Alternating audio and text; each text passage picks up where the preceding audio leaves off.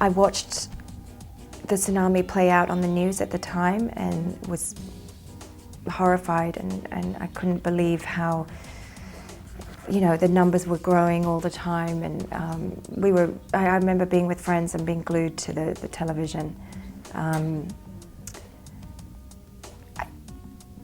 Making the film, I became, obviously, you know, my research was quite an intensive period, and talking to Maria and learning about it from her perspective. Obviously it's there on the page of the script, but she could talk endlessly about it in great detail.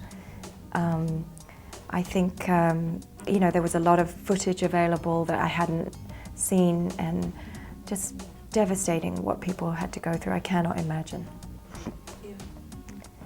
She's an incredibly inspiring woman. How she spoke of how she'd coped with each scenario, and, you know, the second wave, and revealing the injuries to her son and having to be strong for him. And, you know, we can all think about how we would be in these moments, but you just don't know until you're there, do you? You hope that you would be like Maria, but some of us would panic and just dissolve. I just was very inspired by her strength.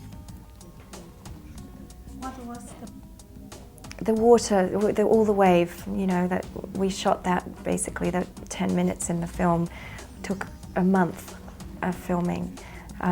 So that was very physically draining and difficult. You know, working with water is always hard.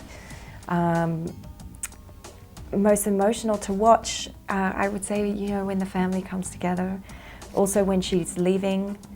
And I think she spoke about that in great detail, that it was very hard for her to leave, because this thing that took place was so powerful, and she felt so connected to the people of Thailand, and also the place. And there was, you know, a sense of, you know, part of me will always be there, and so that was hard to move on. That's how she spoke about it. I mean, I haven't had that kind of conversation, you know, about giving advice to my sons yet, because they're so little, but you want to hope they learn by living a good example, and being honest and truthful and kindness. So those are all things that I want my kids to grow up with, and a sense of fun and adventure, and, you know, but also being safe. My mum, what's the best advice? My mum's a very strong woman, and she's very inspiring, and she's not afraid to speak her mind. So that's been a great thing. I think living by example is always the, you know, rather than saying, oh, this is something you must do. And How do you feel?